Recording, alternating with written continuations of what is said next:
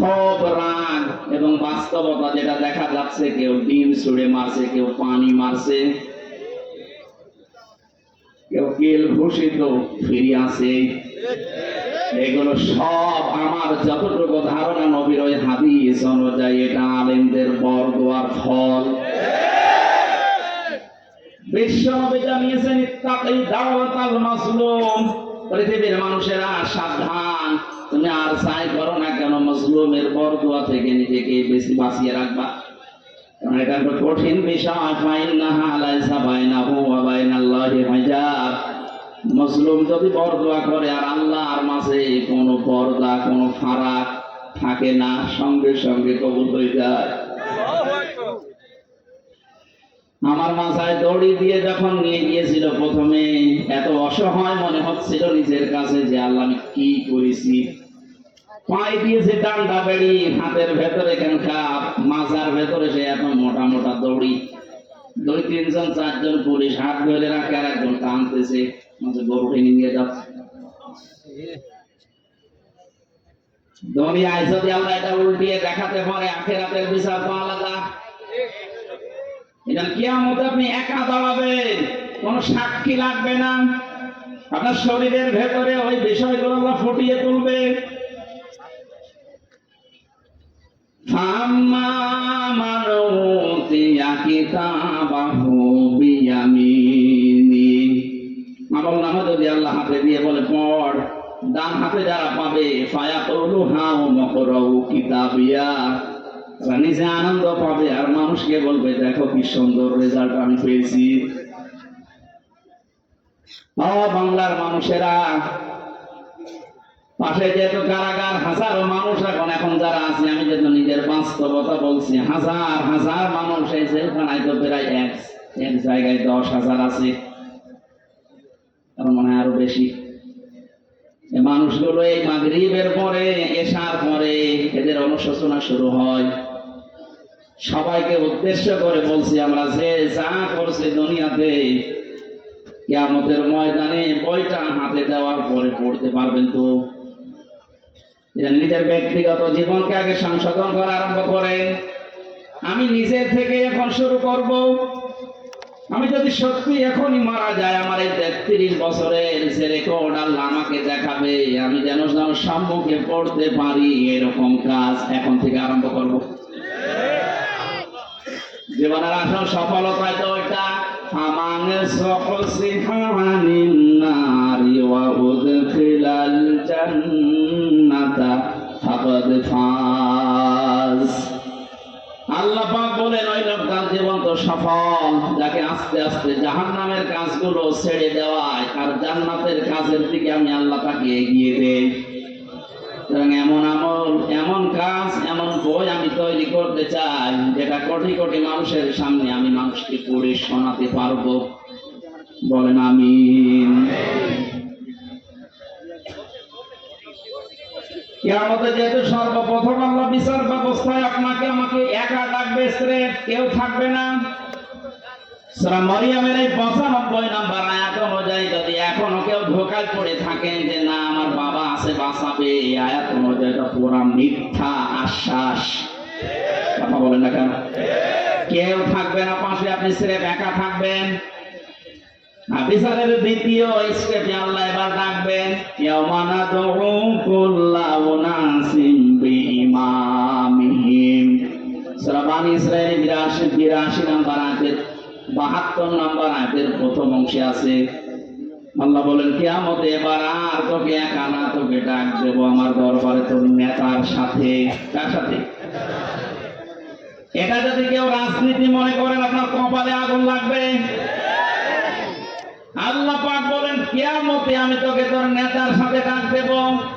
ও গাজীপুরবাসী, নিজের মনকে প্রশ্ন করেন তো, আপনি যে নেতার আদর্শ মেনে চলেন, ওকে যেহেতু আল্লাহ আগে ডাকবে, এরপরে পেছনে আপনাকে, আপনার কি মনে হয় এখন আপনি যার পেছনে এখনো পর্যন্ত আছে, ওই লোকটা যদি সামনে থাকে আল্লাহ কি মাফ করবে বলে মনে হয়? আপনি এখনই যদি বলেন না, আপনি ধরা খাবেন। অবশ্য ঠিক, ধরা খাবে তাও ঠিক। ধরা যেন খাওয়া না লাগে, এই কারণে তো রাইফি সাহেবের আয়োজন দিয়েছেন কোরআন দিয়ে শোনানোর জন্য। লিখেছে তাফসীরুল কোরআন মাহফিল, আমি তো কোরআন দিয়েই বলছি, একটা কথাও বাইরে বলেছি না। সুতরাং আহ্বান জানাচ্ছি, আমি বড় দরদ নিয়ে মায়া নিয়ে আমি দেখতে পাচ্ছি কোরআন আর হাদিসের চোখ লাগিয়ে যে আপনি ধরা খাবেন। এখনো পর্যন্ত অনেক জালেমের দোষর এখনো স্ট্যাটাস দিয়ে যাচ্ছে। আমার মনে হয় যার মনের ভেতরে বিন্দু পরিমাণ একটু বিবেক, একটু অনুশোচনা কাজ করে, তার সামনে যদি শুধু আয়না ঘরটা বেশি আসে, কোনদিনও জালেমের পক্ষে স্ট্যাটাস দেওয়ার কথা না।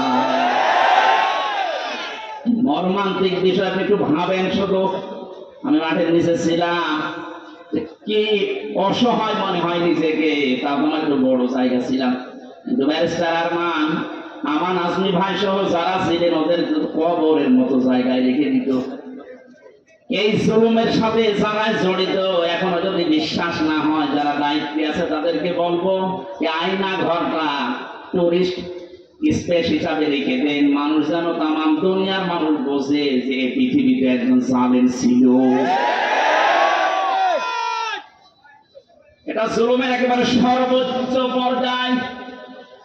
এটা বেঁচে থাকা মানুষও জানে না। আমি যদি মেরে ফেলে সংবাদ দিয়ে দিতেন যে অমুককে মেরে ফেলেছি, তাহলে তার বউটা অন্য জায়গায় বিয়ে করতে পারতো, তার ছেলে মেয়ে বসতো যে বাপ মারা গেছে। কি অবস্থা বলেন তো ব্যারিস্টার আরমানের? তার স্ত্রীকে আপনি কি জবাব দেবেন কিয়ামতে? আয়না ঘরের সাথে যারা জড়িত ছিলেন, যদি ব্যারিস্টার আরমানের বউ আপনাকে মাফ না করে, কোরআন হাতে নিয়ে বলছে আপনি চির জাহান্নামী, কেউ পারে না। আল্লাহ বলেন আল্লাহ পারবে না, কারণ আল্লাহ পাক ছেড়ে দিয়েছে ব্যারিস্টার আরমানের বউর উপরে। এটা হকুল ইবাদের ভেতরে 8টা বছর স্বামী থেকে আপনি তাকে আলাদা করে রেখেছেন, ও জানতোই না যে দুনিয়ায় আছে।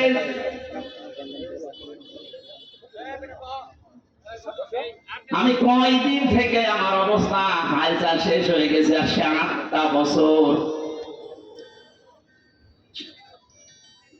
এরপরও যদি কোনো মানুষ জালেমের পক্ষে কথা বলে, কি বলে তো বলে, বিবেক কি বলে তার? আপনার বিবেক বলে কিছু আছে না?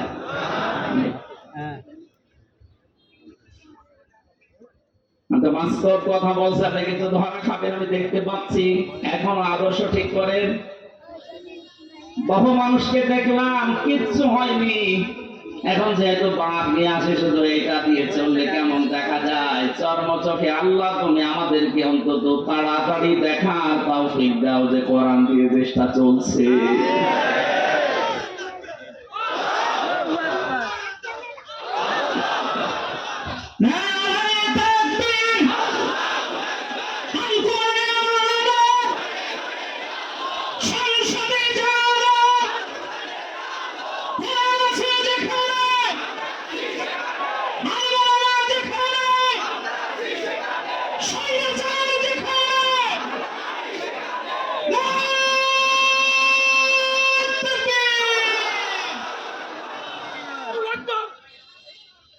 অন্য কোন দিকে না নিয়ে বিবেকের দিকে নিয়ে যান, আমি আপনাকে বাঁচাতে চাই।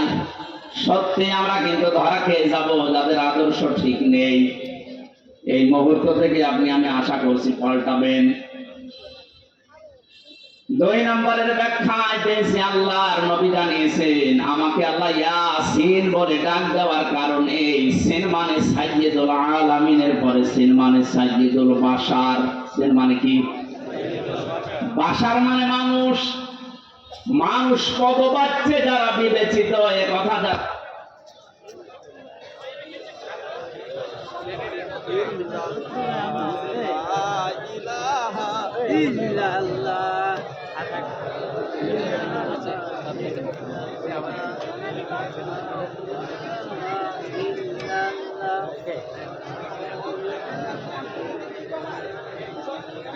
Ada